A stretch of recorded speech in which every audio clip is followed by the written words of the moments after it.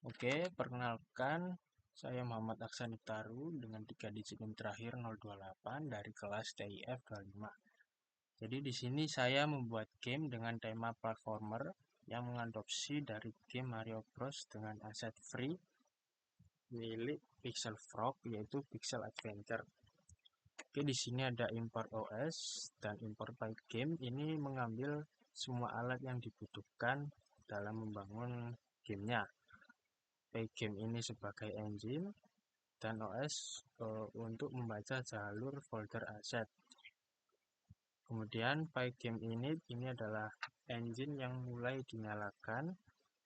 Terus saya mengatur window width height-nya 1000 kali 800 dengan FPS 60, layer speed-nya 5, block size-nya 96, window Pygame display set mode-nya. Ini kita menampilkan window-nya dengan caption platformer game. Kemudian ada metode flip dari sprites. Ini berfungsi untuk membalik arah gambar yang awalnya hadap kanan menjadi hadap kiri secara menyeluruh.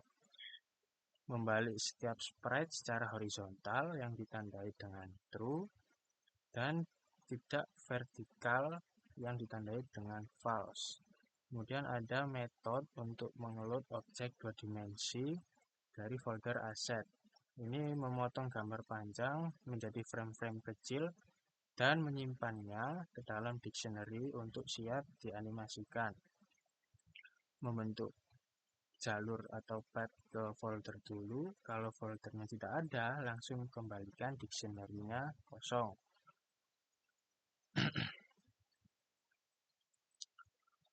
Terus ada looping for fname in list direction setiap file di dalam folder.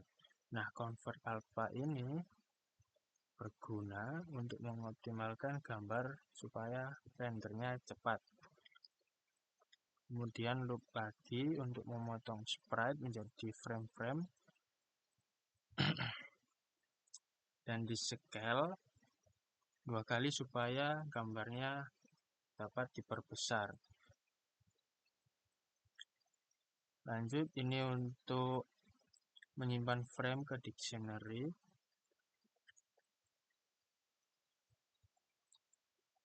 Kalau directionnya true, maka simpan versi kanan dan kiri gambar.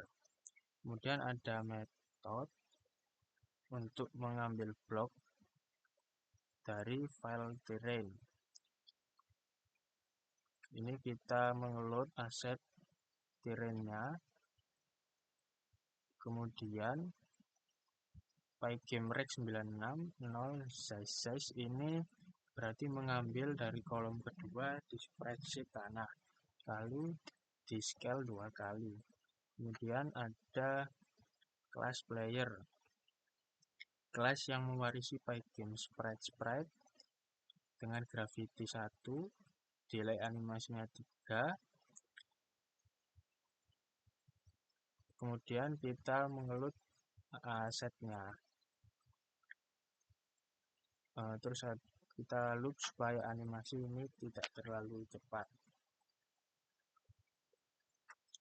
Lalu muat sprite dari playernya.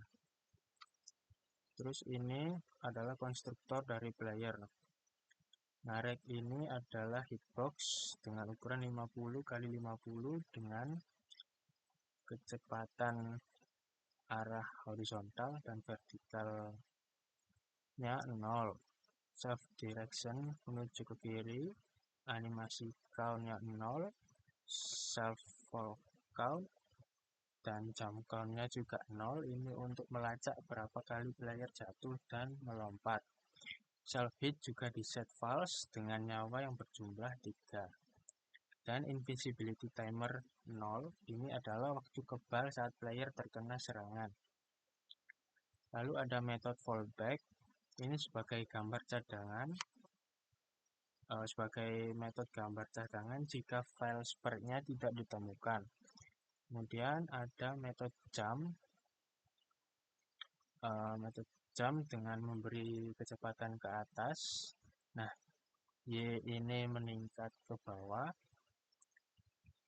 maka negatif itu sama dengan ke atas. Lalu fall count di reset supaya gravitasi tidak langsung menarik balik player dengan terlalu kuat.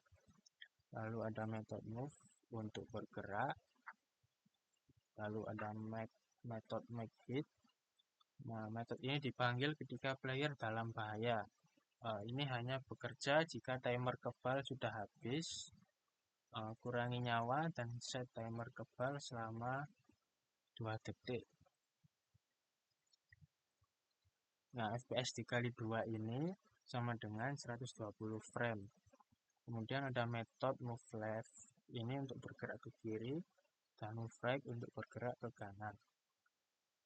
Kemudian ada metode loop yang dipanggil setiap frame dengan menambahkan gravitasi ke Y speed secara bertahap,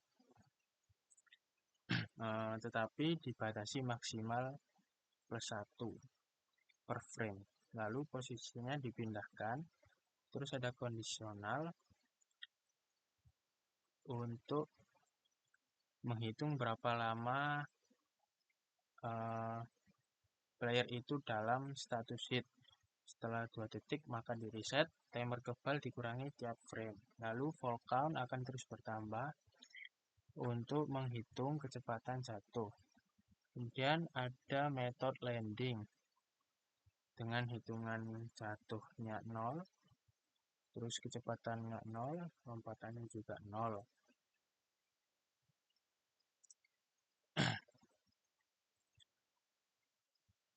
Kemudian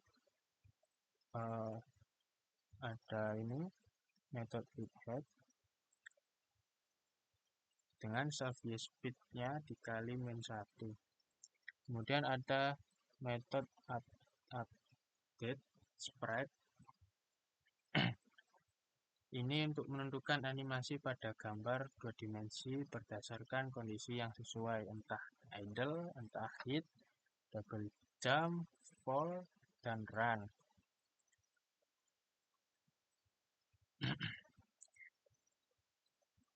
Kemudian ada metode terakhir dalam kelas player yaitu draw. Ini mewarisi self, window,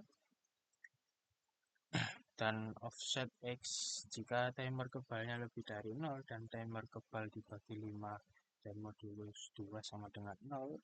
Ini berguna untuk memberikan efek kedip saat kebal yang mengskip render setiap 5 frame. Nah, offset X ini adalah offset kamera untuk mengukur seberapa jauh layar sudah bergeser ke kanan. Oke, kelas selanjutnya adalah kelas object. Kelas ini untuk base class atau kelas dasar dari semua objek yang ada di dunia gamenya, tidak termasuk player maupun enemy, yang menyimpan posisi, ukuran, nama objeknya. Terus ada kelas block. Ini untuk blok tanah yang memuat tekstur dari file. Jika gagal, maka mencoba membuat gambar kotak coklat. Nah,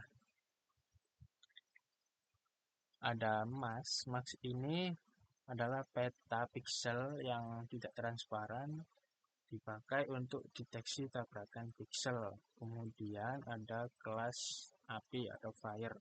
Ini sebagai objek dengan delay-nya 3. Kemudian di load dari aset yang ada di traps. Kemudian ada metode refresh. Nah, metode refresh ini untuk mengambil kumpulan frame berdasarkan status api saat ini. Misal status on, maka apinya akan menyala. Jika off, maka api akan mati. Lalu ada rumus untuk animasinya. Ini berfungsi menghitung gambar keberapa yang harus ditampilkan untuk saat ini. Kemudian kondisi lain sebagai cadangan jika lupa memasukkan file gambar api ke dalam folder aset, maka program tidak akan error. Nah, Pygame ini menggambar secara manual, lalu self mask adalah setiap kali gambar apinya berganti frame, maka bentuk mask juga harus ikut diperbarui. Kemudian method on untuk nyala dan method off untuk mati. Kemudian memiliki animasi tersendiri yang diupdate tiap frame melalui method loop. Lanjut ada kelas spike. Nah, kelas spike ini membantu untuk meletakkan jebakan tajam yang ada di tanah. Kemudian ada kelas moving platform. Ini sebagai objek dengan parameter self, x, y, size, move range-nya 200, speed-nya 2, kemudian mengambil aset platform coklat di folder platform. Dengan self start x adalah x, self move range adalah move range, dan self speed adalah speed. Dan self direction sama dengan 1. Lalu ada method loop untuk membolak-balikkan kiri ke kanan dengan 1 adalah kanan dan min 1 adalah kiri. Kalau sudah melewati batas move range maka berbalik arah. Lalu ada kelas platform yang jatuh. Ini mengatur platform supaya jatuh ketika dipijak player. Triggernya ya di set true dari handle vertical collision. Setelahnya di loop setiap frame bertambah 0,4 dan posisinya akan turun. Kemudian ada kelas enemy dengan delay 6 yang membuat musuh mondar-mandir dari kiri ke kanan. Nah, untuk try ini untuk memuat aset enemy. Nah, aset enemy ini sedikit berbeda karena ukurannya terlalu besar ya. Kemudian saya scale ulang menjadi 48.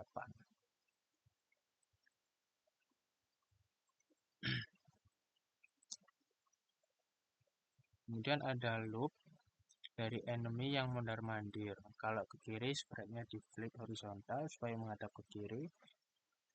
Kemudian ada method draw untuk menampilkan gambar dari musuh.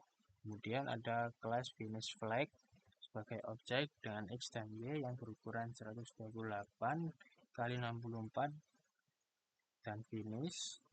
Load sprite untuk mengambil gambar bendera di aset dengan ukurannya 128 kali 128. Animasi count-nya kosong, delay-nya 4, self-activated false, self image sama dengan frame ketika idle adalah 0. Self mask maka membuat mask.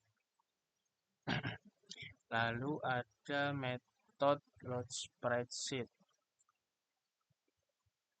Ini untuk mengeload checkpoint yang berada di item dan metode loop untuk bendera finish yang memiliki dua animasi yaitu idle dan out. Saat aktif sama dengan true. Lalu method hit ini untuk deteksi player ketika menabrak bendera finish. Kemudian ada metode get background sebagai cadangan jika gambar bendera tidak ada di file. Lalu ada metode handle vertical collision. Ini mewarisi player objek DY untuk mengecek tabrakan vertikal. Jika player jatuh ke bawah, maka DY-nya lebih dari 0. Itu taruh player tepat di atas objek dan panggil metode landed. Kalau playernya ke atas, maka DY kurang dari 0.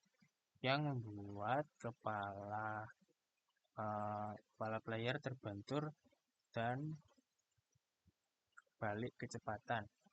Kalau objeknya punya atribut trigger, maka aktifkan supaya jatuh. Selanjutnya ada metode collide. Nah, metode collide ini berfungsi untuk mengecek tabrakan secara horizontal dengan mencoba melangkah ke arah dx. Nah, ini mengecek apakah ada tabrakan, lalu kembalikan ke posisi semula. Kemudian ada metode init fonts. Ini untuk merubah font style. Kemudian ada metode draw button. Ini berguna untuk menampilkan button di awal dan di akhir game. Kemudian ada metode hover untuk menciptakan efek hover ketika mouse mengarah ke button. Kemudian ada metode klik untuk deteksi klik pada mouse. Kemudian ada metode draw live.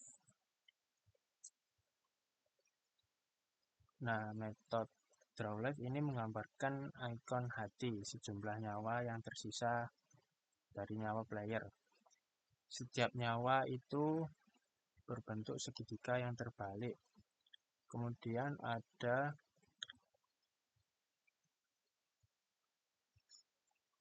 metode untuk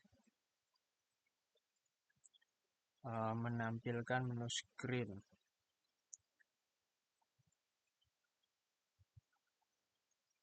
Ini menampilkan tulisan platformer, lompat, hindari jebakan, dan capai garis finish. Dan look for untuk tombol atau button play dan quit, lalu diupdate ketika user mengkliknya. Kemudian ada metode finish screen. Ini menampilkan tombol menu dan quit. Kemudian ada loop while true. Ini untuk menampilkan kata finish selamat kamu berhasil.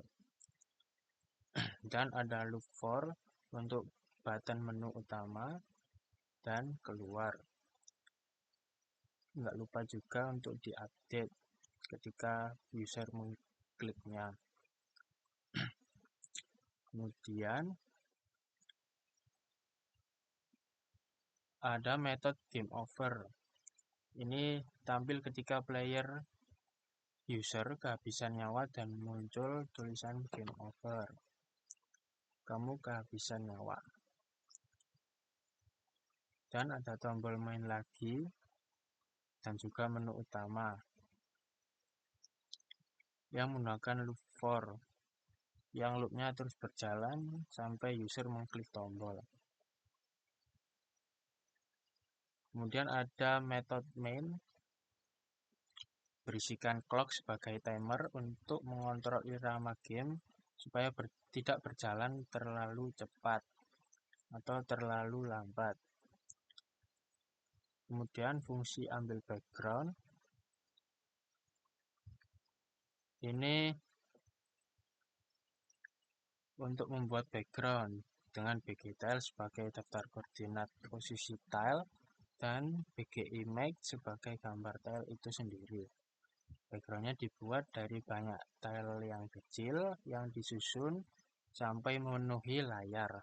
Kemudian ada BS sama dengan block size, player sama dengan player 100,100 yang artinya player berada di koordinat X100 dan Y100. Terus floor ini sama dengan block I dikali size tinggi dikurangi block size untuk setiap block size. Nah, ini berguna membuat lantai panjang dari sekumpulan blok. Loop for I in range min 2 width kali 5 dibagi block size akan menghasilkan angka dari min 2 hingga 52. Sekitaran 52 yang berarti lantai dibuat mulai dari sedikit di luar layar sebelah kiri sampai jauh ke kanan supaya lantai tidak habis ketika playernya bergerak. Nah, setiap blok diletakkan di I dikali block size dan di height dikurangi block size. Kemudian platform ini membuat platform yang statis di setiap ketinggian yang berbeda. Nah, X dikurangi block size dikali 2 ini artinya 2 blok dari bawah. Dikali 3 artinya 3 blok dari bawah dan seterusnya. Sama halnya dengan moving, falling, fires, spikes, enemy, dan flag. Solid sama dengan floor plus platform plus moving plus falling. Ini berfungsi untuk mengelompokkan objek. Nah, all object ini sama dengan solid plus fires plus spikes plus flag. Yang berarti solid itu semua sesuatu yang bisa dipijak itu dipakai untuk deteksi tabrakan. Nah, all object ini adalah semua hal yang perlu untuk digambar. Of X sama dengan 0 ini adalah offset kamera, di set 0 berarti kamera belum bergeser. Jika semakin besar nilainya, maka semakin jauh kamera bergeser ke kanan. Masuk ke game loop yang akan terus berputar ketika game dijalankan. Setiap putaran itu sama dengan 1 frame. Clock tick FPS ini sebagai rem daripada kecepatan gamenya. Menunggu sampai cukup waktu berlalu supaya gamenya berjalan tepat di 60 frame per second. Jika tanpa ini, game bisa saja berjalan lebih dari 60 frame per second, itu mengakibatkan kecepatan player itu tidak konsisten. Lalu mengambil semua event yang terjadi sejak frame sebelumnya. Jika user klik escape,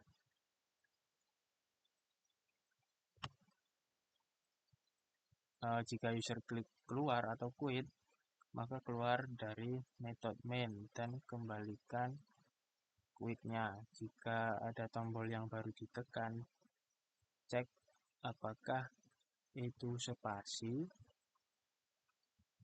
Nah, kondisi player jump count kurang dari 2 ini memastikan maksimal 2 kali lompatan saja, dan countdown ini hanya terpicu sekali saat tombol mulai ditekan. Jika user klik escape, maka mengembalikan menu dan game berhenti lalu kembali ke layar utama. Kemudian player loop ini memperbarui semua logika player untuk frame saat ini, antara lain gravitasi, animasi, dan timer kebal yang dipanggil setiap frame.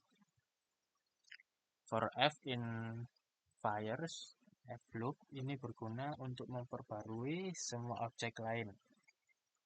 Animasi api dengan fungsinya sendiri, terus falling platform, moving, enemies, dan juga bendera. For hazard ini untuk mengecek apakah player menyentuh bahaya apapun. Nah, collide emas ini membandingkan pixel yang tidak transparan dari kedua sprite yang lebih akurat daripada kotak biasa. Jika kena, panggil fungsi make hit yang bisa mengurangi nyawa. Lalu ada case sama dengan Pygame. Ketika key ditekan, ini untuk membaca semua tombol yang sedang ditekan saat ini oleh user. Kemudian player X speed sama dengan 0. Ini untuk mereset kecepatan horizontal setiap frame. Jika nggak ada tombol yang ditekan, maka player akan berhenti. Nah, CL ini adalah collide left. Nah, collide left dan collide right ini mengecek dinding sebelah kiri dan kanan dengan mensimulasikan langkah 2 kali dari kecepatan normalnya yang menghasilkan objek terbentur. If key spy game K left and not collide left dan if key spy game K right and not collide right ini berfungsi untuk menggerakkan player ke kiri maupun ke kanan hanya jika tidak ada dinding di arah itu, yang berarti tidak ada tabrakan di sebelah kiri dan sebelah kanan. Kedua kondisi ini dicek terpisah, sehingga ketika user menekan keduanya sekaligus, player akan tetap diam di tengah. Terus ada VER sama dengan handle vertical collision. Ini untuk menangani tabrakan dari atas hingga bawah. Jika player jatuh lebih dari 100 pixel di bawah layar, maka langsung set nyawa player menjadi 0. Dan jika nyawanya 0, maka keluar dari game loop dan kembalikan game over. Jika player menyentuh bendera finish, maka kembalikan ke finish. Nah, if player right dikurangi kamera offset X yang lebih dari sama dengan lebar dikurangi 200 dan kecepatan horizontal player lebih dari 0, atau player right left dikurangi kamera offset X yang kurang dari sama dengan 200 dan kecepatan horizontal player kurang dari 0, maka kamera offset X ditambah dengan kecepatan horizontal player. Nah, kondisi ini tuh membuat player bisa bergerak bebas tanpa menggerakkan kamera. Kemudian ada draw game. Ini menggambar keseluruhan frame yang ada, mulai dari background, player, semua objek, dan musuh. Kemudian kamera offset X ini dikirim supaya objek digambar dengan offset kamera yang benar, yang berarti diupdate dulu semua logikanya, kemudian hasilnya baru digambarkan. Kondisi if name sama dengan main ini bernilai true hanya jika file ini dijalankan langsung, yang berarti bukan diimport oleh file lain. Nah, kondisi ini sebagai titik masuknya program. Nah, init fonts ini untuk memuat semua font sebelum menampilkan ke layar. Stage sama dengan menu, ini adalah program akan selalu mulai dari layar menu. While state tidak sama dengan quit, berarti program akan terus berjalan selama bukan quit. If state sama dengan menu play finish, ini berfungsi setiap fungsi layar akan berjalan terus di dalamnya sampai selesai, lalu mengembalikan string state berikutnya.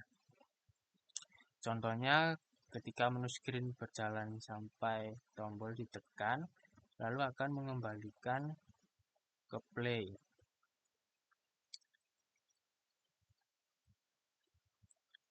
Nah, elif state sama dengan game over ini jika user pilih main lagi, maka diset ke play.